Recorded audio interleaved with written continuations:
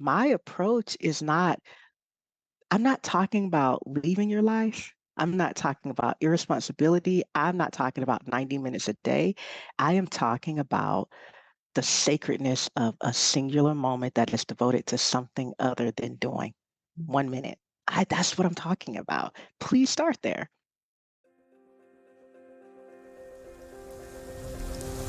Welcome. You are listening to Our Mindful Nature, formerly titled The Mindful Minute. I'm your host, Meryl Arnett. This podcast explores the deep connection between land and self through nature-based meditations and meditative experiences that invite us back into belonging to each other, to our ancestors, to the earth, and to all beings that make up this universe. If you would like to access these meditation practices as standalone audio files, please subscribe to my newsletter at merylarnett.com. It's free, and you'll receive a new mini meditation each week, along with behind-the-scenes content and bonus material for each podcast episode. All right, grab a cup of tea, pop in your headphones, and find a comfy seat. Let's settle in for today's episode.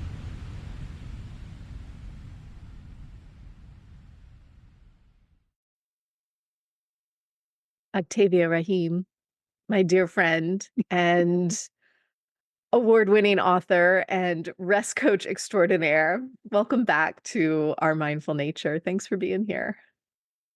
Thank you for having me. I have to say, everyone says thank you for having me. And I was like, I want to say something different because I'm thankful to be here. And so I still said thank you for having me. It's a nice way to start, and I do always mean it. Like, I'm always really appreciative that you and any guest like actually wants to take some time out of their day to sit and chat, because it's a fun thing to get to do. It is. You know what I realized the truth is, I'm like, it's good to be here. I think Mm. that's what I want to say. Okay. Yeah. Thanks. It is good to be here. You know what I didn't do before hitting record that I like to do is just take a breath together so that we actually land in the Zoom room together before we dive into a whole conversation. So maybe we'll just do that, even though we've already started. Is that okay? Of course. Cool. So let's just sit. You sit however you want, eyes open, closed, doesn't matter. But take a moment just to let yourself land here now. And whenever you feel ready, you might take a nice deep inhale in and exhale out a sigh.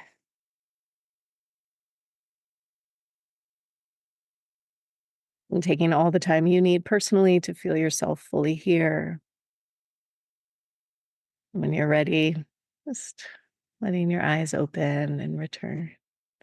And listener, you just got, the backstage pass to what I do before I hit record for all these episodes. And I hope you took a deep breath too. So I'm glad we can all be here together to chat. And in particular, we're chatting about your newest, most gorgeous book, Rest is Sacred. Look at that gold. And I got to start with like a little laugh because, I opened this and I'm like, okay, let me read it. Let me make my notes for the interview, and like page 1, paragraph 2, it might as well have said Meryl, comma, and it says like, don't read this all in one sitting. Please take your time. And I was like, oh, thank you, Octavia. Okay. I will slow down. So let's just start with that little bit of intro that you offer. Like, don't read it all at one time. Why not? Why not? The real question is why? Mm. Like it, what I want people, so I'll tell you about what it felt like writing the book. The process felt like a rest practice unto itself, meaning something was being invited to rest within me, something was being recovered within me. And then revelation was dawning, meaning these insights were just coming forward as I took refuge in the writing process and as I remembered who and whose I am. And then it could flow. And so I thought, well, if that's the way I wrote the book, and I intend for the reading of the book to be a restorative and a rest practice, then let me just give a little instruction about how to approach this, which is one morsel at a time. You don't have to consume the whole meal. And I also, I'm kind of pushing back against like the culture of just like immediate consumption Mm. that doesn't actually allow space and time for digesting and processing and assimilation and all the juiciness that comes when you just slow down by even an extra beat. And I also know that urge to be like, but I want to get through it. Well, all And the it's good stuff. I get that too. And the thing is, I intentionally didn't write it in a way where it can be read or Yeah. needs to be read from cover to cover. You can open to any page, and there's a whole experience and excerpt or poem or prayer right there on one single page. Very little of the book spans more than one or two pages, whereby an excerpt is incomplete, if you track with that. So don't read it in one sitting unless you feel compelled to. And if you read it in one sitting, let it be slow. Let the sun rise and set on your reading. Like take it that slow. And I think there's a power to the transmission that comes through in like a good creative work. And I hope this is that to people. And what I mean by that is like, I feel that every word, every poem is encoded with the 20 years of my rest practice. And to really, I want people to breathe and rest and read, and then just see um, what the words mean when you read it that way. It means something different when you read it fast. Oh, let me just open and read something. You could do that if that's what you need to do. Because sometimes we're like, I need something. So part of it was just that, like, you don't have to consume this. It's not merely a product to be consumed. It is a sacred text as far as I'm concerned. Mm. And I want it to be engaged with as such. It comes across that way. And what was important to me was that it does not come across as an instruction manual. It's not a book on how to rest. Step one, do this. Step two, do this. And yet the entire thread of the book is, or to me, feels like practice. And so you just said the words, this 20-year practice of rest that you have been experimenting with, which I know has taken many shapes and forms over 20 years. So what do you mean by rest? What does rest practice mean to you? Ooh, what does rest practice mean to me? Um, Slow, not fast. It means maybe nothing, not all the time. Um, when I let it start to take shape, it does mean restorative yoga. It does mean yoga nidra. It does mean meditation. It also does mean put your phone down. Mhm. It means an uninterrupted meal. It means a walk in nature. I was just playing Legos with my son who is out of school today. Mine too. Without planning, right? He's out of school. And it was totally a rest practice to be like, okay, I'm gonna do one thing at a time. It means that. And it's what restores you, what feels like reset to you. And then, for me, it is those structured rest practices. And it also is reading a book like one line at a time. It means paying attention, awareness of attention. Um, the last time I was describing or defining rest on an interview, someone said, "Oh, you button up a lot in rest." um, it might mean sleeping. Mm. but not necessarily. It's a precursor to good sleep. I'm like when life feels unrested, sleep is usually impacted. Oh. What's rest to you, Merle? Like, what does it mean to you? Yeah, I think that's a great it's a really interesting question Mhm. because, the 2 things that jumped out at me, one of which I pulled from your book, and I was like, "Oh, yeah, that is actually a very restful thing to do," and I can't quite remember where it falls in the book, but there is one point where you offer an invitation. You're reading this, and you come to the end of that particular little nugget, and it was like, "Before you jump up, just take a breath." Like, you already Yeah. know the next thing you're gonna do. And when I read that one sentence, I was like, "Right." Like, how Mhm. decadent to Mhm. just have even a moment of pause. Mhm. And the other thing I think about rest with for me very much is time in nature. And, Octavia, you and I haven't even gotten to see each other. I have not even told you this. Um, but I have been dealing with an ankle injury, and Mm. I've been in a walking cast boot thing for 6 weeks, and I cannot go for a walk. Oh. And I feel it so acutely in my body that not being able to it's not that I can't spend time outside, but I can't move my body outside the way that I normally do. And I know that maybe movement doesn't necessarily feel like quote unquote rest, but Mhm. it's very restorative Yes. Yep. to I my got it. nervous system, right? Yep. Yeah. Yeah. In my deeper invitation is for people to have immense curiosity about what restores them and what Mm. rest is to them. But really, to them, do not let like a company culture or a teacher, don't even let me tell you what rest is for you. And what I do know is that it requires experiencing or curiosity, experimenting is what I meant. Mhm. Like my home-based rest practices are yoga nidra and restorative yoga. It is a hard reset for me every single time I do it, which at this point is thousands of times. And I'm grateful that that's what it is because they're really nourishing and they're systematic and they're ancient and like there are layers to it.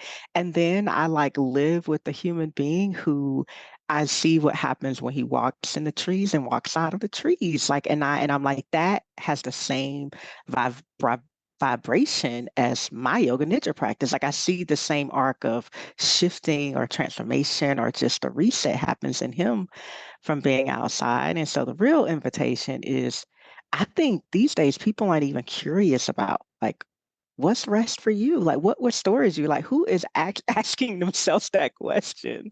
Like ultimately rest is a portal home.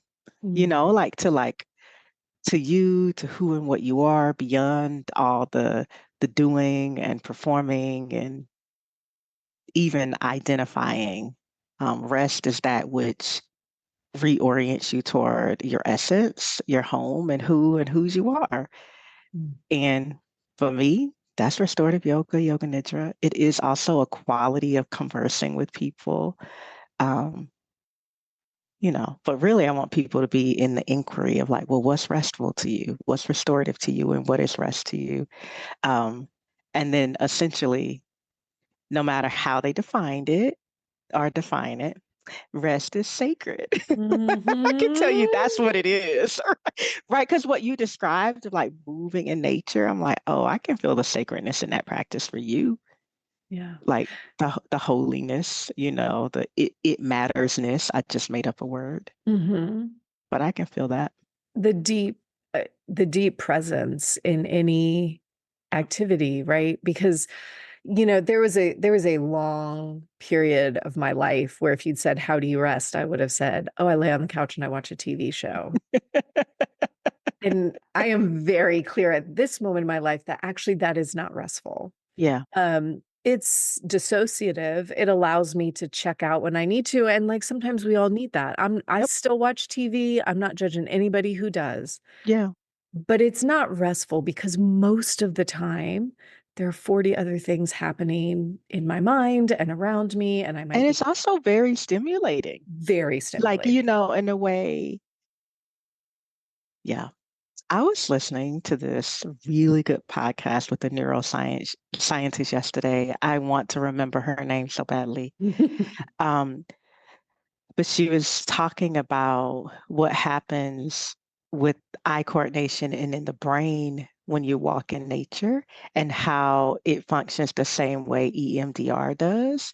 And she said that Oh. the scientists who did this study said that when they noticed, because they were trying to figure out, like, well, what's the impact on this being in nature on like your neurology? And and then that led them to be like, well, what's happening to the eyes when you walk and beyond just, like in nature?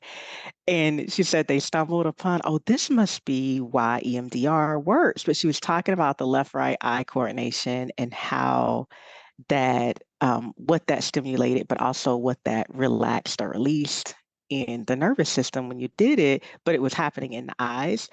And something about that made me think about how there's stimulation in nature, but somehow the quality of it is different. Because I was like, I know if they did that study, what's happening to your eyes or what's happening to your body when you're watching something on TV that Mhm. has 1,000 different movements happening, all these different sounds, all these undercurrents of, like all this other stuff. Um, I don't think that's what's happening when you're laying on the couch watching TV. Something about, I think what you said that made me go down that tangent is, and we go on tangents, Merle. Y'all should just notice this is what we do. It is. Is you said quality of presence. Yeah.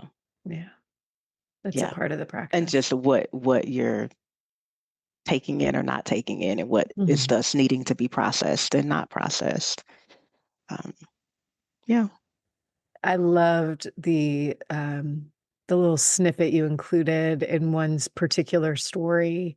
You were talking about training with an energy healer, and you asked him or her, I can't remember, um, how do they take care of their energetic field, right?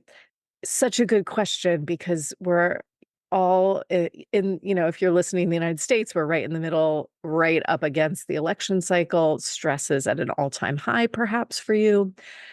And we're like desperate for all these things to take care of ourselves. And this energy healer says, drink water and eat nutrient dense food and sleep, get 8 hours of sleep, right? Like she just listed the most elemental, most important ways that we care for ourselves, the ways that Yes. we nourish ourselves, right? It's Yes. that rest practice is not going out and buying all the crystals or I like crystals, Merle.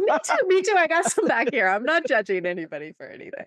Go buy the crystal and But you don't drink have water. to. Drink Right. water. Right. So that practitioner was Kat Kabara, who came to our studio. And so you know Yes. her, you know how she I rolls. love And that. and it was just like, well, how do you make sure, like how do you keep your energetic field Mm. kind of clear and maintain the boundary of like where I start and you end because you're literally doing energetic work. And her answer, I was ready for like this big, I do all these rituals and all these things. She was like, I drink water, I eat good food. And I don't know that I wrote this in the book. She also said, I say no if I don't want to. Mm. But that also made sense to me, like when you're grounded in like I am nourished on the most basic level, like it just made sense that then you would have more access to your yeses and nos just because you're fine, you're okay. And my other teacher and mentor, Dr. Gail Parker, always says that we have been conditioned to ignore the obvious. And I feel that there's a big connection in between this energy healer saying, take care of yourself, drink water, eat nutrient dense food. Like, you could do all this like hoopty doopty hocus pocus. And I really love that kind of stuff. And it is an incredibly wild bypass to do those things and not drink water. Mm. eat well, get you some sleep, and get really clear on like what's yes and no. Right? You're doing all these other protective measures, but you're not moving in intimately enough to say to take care of your body, to take care of yourself. Um, so You I know, love that. I love oh, that she said that. it's so good, and you know what it makes me think of is I bet I'm going back 15 years, and you and I are young yoga teachers. I think we had both left our quote unquote real jobs to be full-time yoga Yep. teachers. And we're talking on the phone, sitting in our individual cars, eating our lunch between driving from studio to Yeah. studio and client to client. And do you have this memory of like we're like, this is not the right thing, right? Like we're I shoveling food in, we're not taking a break, and here we are teaching wellness. Do you remember this? I remember it because I was sitting in Midtown Atlanta outside of Orange Garden. I was like, well, at least I'm drinking green juice and eating some kind of salad. But then I remember being like, but I gotta hurry up and go to the next day. I was also hoping that like nobody saw me. I do Oh, remember that because I was like, this does not add up. yeah. And so, We didn't yes, know better. we didn't know better. And maybe, maybe listener, that's where you are in this moment, right? We have all been in that moment. And there are periods of your life where you sort of lose yourself Mhm. into a sense of chaos or busyness, or like I quote unquote must, should do all these things. Mm-hmm. And what I feel in the invitation of rest is sacred is this reminder that maybe you're not going to make it to the 90-minute yoga class today, but where can you find Hmm. a, can I call it a pocket of rest, a moment of Hmm. rest? How would you invite people to think about that? Where can you find, yeah, a pocket, a portal Yeah. of rest? Um, and we will find what we look for. Yes. And that's why I'm like, the real invitation is into curiosity. Like, where is rest? Where can I rest? I'm thinking of this Hafiz quote, that which you seek is seeking you. Mm. I'm like, I believe, because I think so many people are like, I need rest. Where do I find it? I'm like, it is seeking us. Please slow down enough so it can meet you in your path. It's there, Mm. right? And then that curiosity, I mean, I don't know. Maybe I didn't need to be shoveling food in my face in the car. I could have paused, and that would have helped me reorient enough to be like, you know what? You can drive to the next studio, get out of your car a few minutes early, and eat your food that way. You can do that, Octavia. That was likely an option in that moment. I don't know why I wasn't doing it. Yeah, so I would say pocket of rest, portal of rest. Um, Mm. and I'm an advocate, and I know you are an advocate for this as a meditation teacher. And please start with 1 minute or 3 minutes. Mhm. Oh, Like, yes. because what matters is the repetition, and having that is muscle memory might not be the most accurate for what we're talking about, but that's what comes to mind. It's like having that muscle or that visceral memory of, I pause for a minute, I pause for a minute. I find like that to be really accessible. And I always say rest works, period. Like rest works when you actually practice it. Like it always does. And it doesn't work in the way you want it to. It doesn't mean like I'm like, rest doesn't change the external world. It shifts your awareness of the internal world. And then you are more prepared and awake to activate change in a meaningful way, right? And you can start with 1 minute to 3 minutes.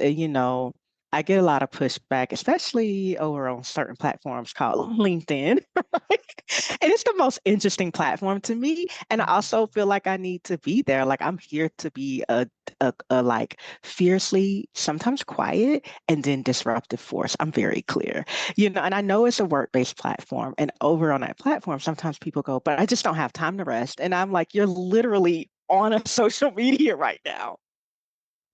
Yeah. And if I want to Yeah. be petty, you probably been on here for more than a minute. Because people like to think I'm like, I do longer rest practices, but my kind of go-to rest practice is a 12-minute practice, Merle. I know you meditate in a similar way as I do.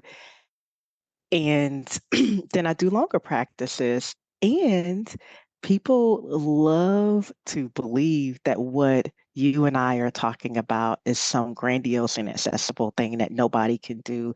Or sometimes people go, well, who's funding your life? I'm like, me, Mhm. me and my ancestors and God. Yeah. And are like, you must not fill in the blank. And I'm like, I run a whole multi six figures business. I'm a wife, I'm a mother, like, I volunteer at my church. All those really deep and beautiful and vibrant layers are there in my life. And I'm like, my approach is not, I'm not talking about leaving your life. I'm not talking about irresponsibility. I'm not talking about 90 minutes a day. I am talking about the sacredness of a singular moment that is devoted to something other than doing 1 minute.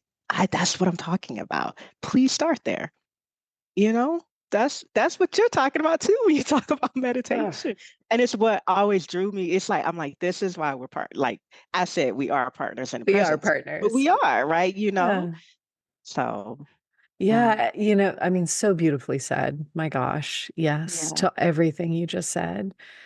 And what was coming to mind as you were talking in meditation, often we talk about this concept of effortless effort, yeah, right? Meaning like you have to show up, you do. you have to make a commitment to the practice, You do. create the space and time to in the terms of meditation, sit down. But then once you do, Mhm. it's just letting go. There's not this big whole, it has to look this way or feel this way or sound this way. It's just letting yourself land in the moment that you're in. And as you're talking, I'm hearing that same idea of the work is to make the commitment. I'm going to do this. I'm going to That's right. hold rest up as a sacred practice. And then how it looks, Yeah. we get to figure that out for Mhm. ourselves. Mhm. Mhm. Yeah. Ooh, I love your book so much. Thank you. So it's so good.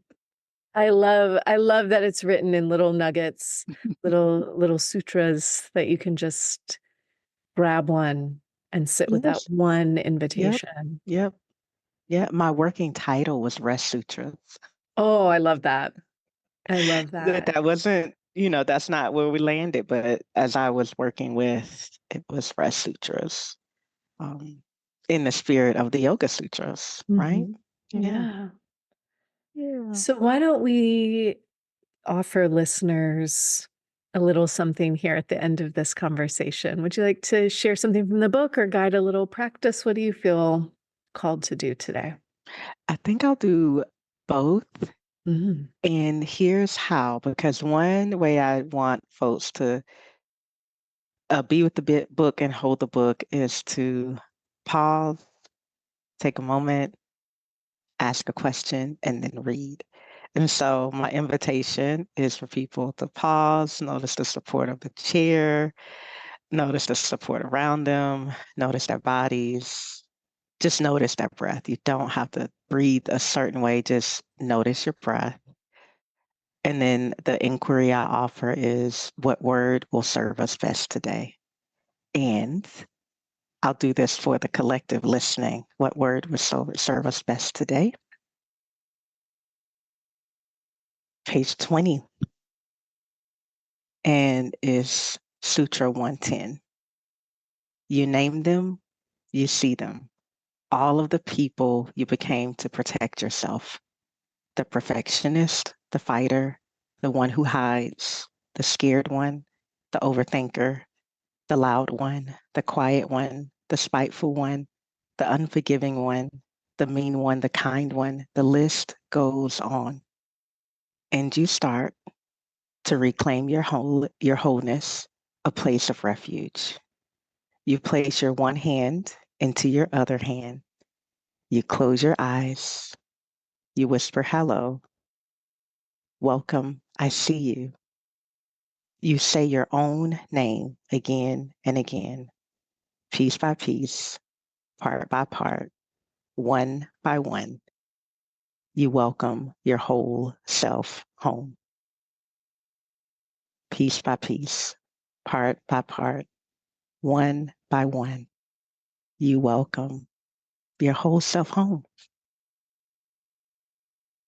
Breathe in and breathe out. And I love that that's the page I opened to, because before we press play, and at some point in this conversation, I know I said that rest points us back home.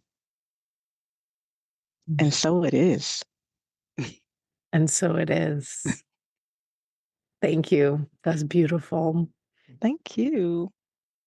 Will you tell listeners where they can find more about you, where they can find Rest is Sacred, and open this book to their own page? To their own page. So I'm Octavia Raheem on all the socials, and you can find more about Rest is Sacred at restissacred.com. Beautiful. Thank you. And listeners, show links will be in the show notes. Thanks, Yay. Octavia. Thank you.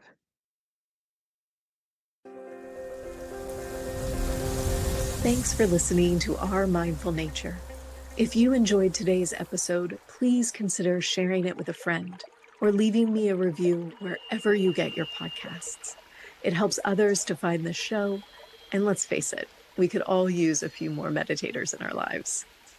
Our Mindful Nature is recorded on Muskogee land and produced with the support of Brianna Nielsen. Deep gratitude is offered to acoustic ecologists Gordon Hempton and Nick McMahon for the use of their nature field recordings in many of these episodes.